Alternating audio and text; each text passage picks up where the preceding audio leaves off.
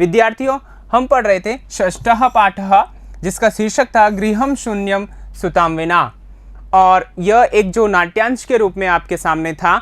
इसमें हमने पढ़ लिया था कि किस प्रकार शालिनी जो है अपना उत्तर राकेश को देती है। यहाँ तक हमने पढ़ लिया था। शालिनी ने उत्तर दिया कि राकेश भाई, कि तुम अपनी पत्नी माला के कोख में लड़का है या लड़की, ये समय से पहले ही क्यों जानना चाहते हो? ठीक है, 6 महीने बाद तुम्हें वैसे ही पता चल जाएगा, तो ऐसी आवश्यकता क्यों आन पड़ी लिंग परीक्षण की? लिंग परीक्षण एक जो है कानूनी अपराध है, और ऐसी आवश्यकता तुम्हें क्यों पड़ी? तो राकेश जवाब देता है कि हमारे घर में अंबिका नाम की एक पहले से ही छोटी सी बच्ची है, अर्थात बेटी है, और मैं बेटा चाहता हूँ, इसलिए मैंने ऐसा कार्य करने की कोशिश की। यहाँ तक हमने ऐसा पढ़ लिया था पिछले जो भाग था उसमें। आइए अब इसी क्रम में शालिन्या उद्बोधनम, अर्थात शालिनी का जो उद्बोधन है, अर्थात इसी क्रम में अपने उत्तर के क्रम में ही वह राकेश को समझा रही है, बता रही है, उसको सच्चाई से अवगत करा रही है, और इसी का शीर्षक हमने रखा है शालिन्या उद्बोधनम। तो आइए विद्यार्थियों जानते हैं। राकेशः, जब बात खत्म होती है कि तुम ये घृणित पाप कर रहे हो, इसके भागी बनने जा रहे हो, तो राकेश कहता है न हत्या तो न, नहीं हत्या तो नहीं, अर्थात उसे पता नहीं था भ्रूण में जो बच्चा था उसको वो मरवाना चाहता था।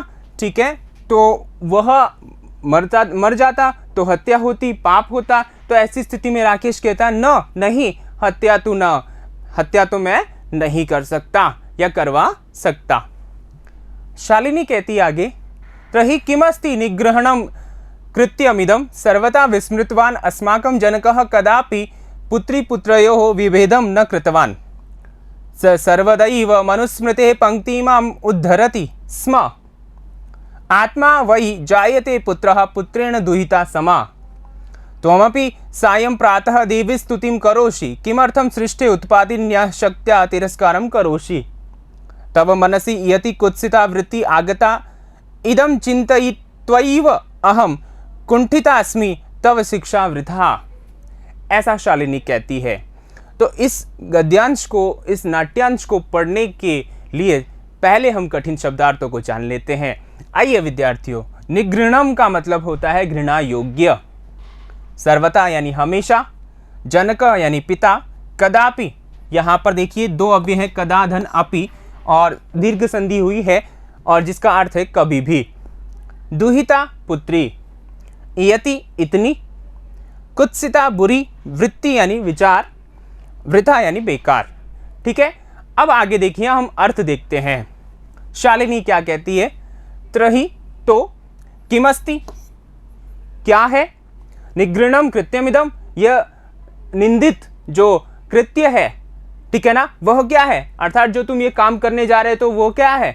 जो तुमने किया, तुमने कोशिश की, प्रयास किया इस कार्य को सफल बनाने की, तो यह क्या है? यह कौन सा सही कार्य है? यह कैसा कार्य है? निगृणम, निंदित कार्य है, कृत्यमिदम कार्य है। ठीक है ना। सर्वथा हमेशा, सर्वथा यहां पर देखिए ये अव्यय है, ठीक है, हमेशा, विस्मृतवान, ठीक है ना, या हमेशा, सर्वथा देखिए हमेशा या हर प्रकार से, ठीक है ना, हर प्रकार से, विस्मृतवान भूल गए, अस्माकम, अस्माकम यानी हमारे, जनकः जो हमारे पिताजी हैं, ठीक है ना, जनक यानी पिता, जो हमारे पापा हैं, वह कदापि कभी भी पुत्री पुत्रयो, बेटी और बेटे के बीच, विभेदम, विभेद यानी अंतर, ठीक है, न कृतवान नहीं किया, अर्थात हमारे पिताजी ने भी तुम में और मुझ में कोई भेद नहीं किया। सह यानी वह कौन, किसके विषय में बात कर रहे हैं? पिताजी के विषय में बात कर रहे हैं, ठीक है। तो सर्वदैव हमेशा ही, सर्वदा धन एव, वृद्धि संधि होगी यहां पर, सर्वदा धन एव, वह हमेशा ही मनुस्मृते है, मनुस्मृति का, यहां पर देखिए एक पुस्तक है, अपना ग्रंथ है मनुस्मृति, क्या नाम है विद्यार्थियों? मनुस्मृति, ठीक है ना। इसके जो लेखक है वो आचार्य मनु है, इन्होंने ये जो स्मृति लिखी है इसमें एक पुस्तक का नाम है, ठीक है ना। तो मनुस्मृति का पंक्ति में इमाम यह एक पंक्ति को उद्धरति स्म, हमेशा उद्धरण देते थे या कहते थे, बताते थे। क्या? आत्मा वही जायते पुत्र पुत्रेण दुहिता समा। आत्मा वही, आत्मा से ही जायते पुत्र, पुत्र उत्पन्न होता है, ठीक है। पुत्रेण दुहिता समा, और पुत्र के समान ही दुहिता होती है, अर्थात बेटी होती है। कहने का मतलब इस पंक्ति का ये हुआ कि बेटा और बेटी में कोई अंतर नहीं होता, दोनों ही आत्मा से उत्पन्न होते हैं, यानी आत्मा के ही अंश हैं। त्वमपि सायं प्रातः देवी स्तुतिम करोसि। अब वापस से कह रही है शालिनी कि ये पंक्ति जो मनुस्मृति से उद्धृत है इसमें भी ये कहा है कि बेटी और बेटा जो दोनों है, लड़की या लड़का जो दो हैं, उनमें कोई अंतर नहीं होता। फिर तुम भी, त्वमपि, तुम भी, सायं यानी शाम के समय, प्रातः सुबह के समय, देवी स्तुतिम करोषि, देवी की स्तुति करते हो, अर्थात माँ दुर्गा की स्तुति तुम करते हो, ठीक है। वो भी किस रूप में है? स्त्री रूप में है, तो उसकी भी तुम स्तुति करोषि, करते हो। अब यहाँ क्वेश्चन मार्क है, अर्थात उससे सवाल कर रही है कि तुम भी तो देवी की स्तुति करते हो। किमर्थम, क्यों? सृष्टे है, ठीक है ना, सृष्टि की, उत्पादिन्या, जो उत्पादिनी है, अर्थात सृष्टि को उत्पन्न करने वाली जो शक्ति है, ठीक है, उसका तिरस्कारम करोसि, तिरस्कार करते हो, अर्थात जो माँ जिस देवी की स्तुति तुम रोजाना करते हो वो सृष्टि की उत्पादिनी है और उसकी स्तुति तुम रोजाना करते हो, और अब ये घृणित कार्य कर रहे हो, तो फिर किस प्रकार तुम किस लिए उनका तिरस्कार कर रहे हो? क्योंकि ये कार्य करके तो तुम उनका तिरस्कार ही कर रहे हो, एक और तो तुम उसकी पूजा करते हो, दूसरी ओर ये घृणित कार्य कर रहे हो, ठीक है ना।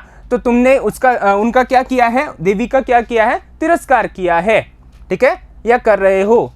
तव मनसी, तव यानी तुम्हारे, मनसी यानी मन में, इयति कुत्सिता, इयति यानी इतनी, ठीक है ना, कुत्सिता वृत्ति, इतनी जो कुत्सिता बुरी वृत्ति यानी कि विचार, अर्थात तुम्हारे मन में इतना बुरा विचार आगता आया, ठीक है ना। अब यहाँ पर देखिए वृत्ति जो शब्द है वो स्त्रीलिंग है और आगता क्रिया भी स्त्रीलिंग है, तो यहाँ इतनी बुरी जो बात है वो तुम्हारे मन में कैसे आ गई या कैसे आई, ठीक है। या हम इसको सरल शब्दों में कहें कि तुम्हारे मन में ऐसा गलत विचार कैसे आया, ठीक है विद्यार्थियों। आगे देखिए, इदम, यह, चिंतयित्वैव, यह सोच करके ही, यहां पर देखिए चिंतयित्वा धन एव, वृद्धि संधि है, यानी सोच करके ही, अहम, मैं, शालिनी खुद के लिए कह रही है अहम यानी मैं, कुंठिता अस्मि, कुंठित हूं, यानी ऐसा सोच करके ही मैं कुंठित हूं। तव शिक्षा वृथा, तव यानी तुम्हारी, अर्थात राकेश की शिक्षा यानी कि जो पढ़ाई लिखाई है, वृथा, बेकार गई, ठीक है ना, व्यर्थ है, अर्थात तुमने जो भी अब तक पढ़ा लिखा है, ठीक है, तुम्हारे जीवन में वो सब कैसा हो गया है? बेकार है। क्यों बेकार है? ऐसा क्यों कहा शालिनी ने राकेश को? ऐसा इसलिए कहा क्योंकि वह किस कार्य में लगा था या कौन सा कार्य वो करवाना चाहता था, करना चाहता था? वह अपनी पत्नी माला के गर्भ में जो बच्चा था उसको गिरवाना चाहता था। कब गिरवाना चाहता था? यदि क्या हुआ, लड़की हुई तो। लिंग परीक्षण के माध्यम से, लिंग परीक्षण करने के उपरांत वो ऐसा करवाना चाहता था। यह घृणित कार्य वह करवाना चाहता था, लेकिन शालिनी ने क्या किया? समझाया, ठीक है, अपने भाई को, राकेश को समझाया कि जब अपने पिताजी ही अपन दोनों में भेद नहीं कर रहे तो फिर तुम क्यों ऐसा कर रहे हो, ठीक है। तो यहां पर उद्बोधन के माध्यम से उसको समझाया। आइए हम जानते हैं यहां से कौन से बोध प्रश्न बन सकते हैं जिससे कि हम इसको और अच्छे से समझ सकें। पहला प्रश्न है, कयो जनकः पुत्री पुत्रयो विभेदम न कृतवान। कयो किसके? द्विवचन है, ध्यान रखना।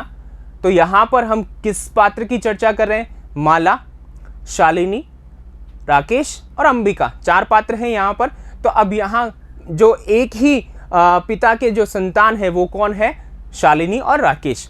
तो यहां पर देखिए, कयो जनकः, किनके पिताजी, पुत्री पुत्रयो, बेटी और बेटे के बीच, विभेदम यानी अंतर न कृतवान, नहीं किया। तो किसके? शालिनी और राकेश के पिताजी ने। तो हम उत्तर कैसे लिखेंगे विद्यार्थियों? हम उत्तर इस प्रकार लिखेंगे, ठीक है। शालिनी राकेशयो, क्योंकि द्विवचन है, ठीक है ना। तो शालिनी राकेशयो जनकः, यानी पिताजी, पुत्री पुत्रयोः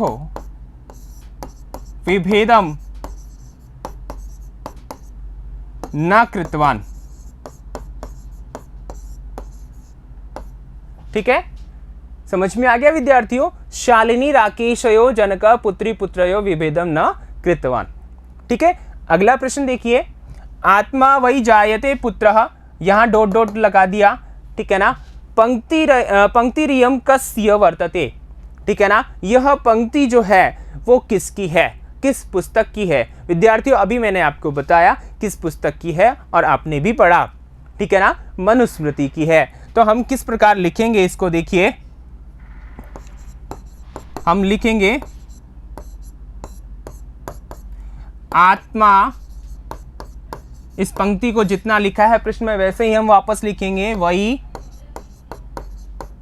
जायते पुत्र,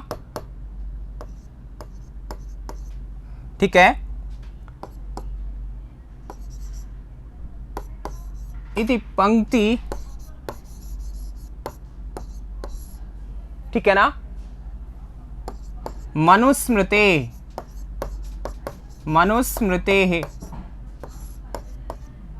वर्तते, ठीक है।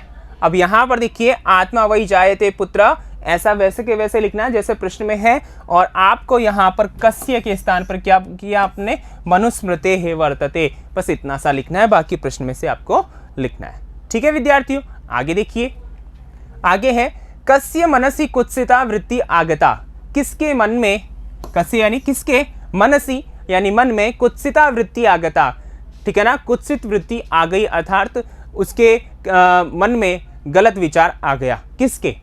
तो यहां किसके मन में आया था? राकेश के, ठीक है। तो आप उत्तर क्या लिखेंगे विद्यार्थियों? ठीक है, कस्य के स्थान पे राकेशस्य, राकेशस्य मनसि कुत्सिता वृत्ति आगता, ठीक है विद्यार्थियों। इस प्रकार अपना उत्तर हो गया पूरे वाक्य में, क्योंकि यहां निर्देश नहीं है कि एक वाक्य में लिखें या एक पद में लिखें, ठीक है विद्यार्थियों। तो ये अपना जो शालिन्या उद्बोधनम था, अर्थात शालिनी का जो उद्बोधन यानी कि समझाइश थी राकेश के प्रति, वो हमने देखा। उसने समझाया कि बेटे और बेटी में कोई अंतर नहीं होता, ऐसा अपने पिताजी भी करते थे, कहते थे, ठीक है विद्यार्थियों। आगे इस घटनाक्रम में राकेश का क्या रवैया होता है, शालिनी उसे और क्या क्या कहती है, या अब राकेश की कहने की बारी है, तो विद्यार्थियों अगले वीडियो में हम जानेंगे। तब तक के लिए बने रहिए, धन्यवाद।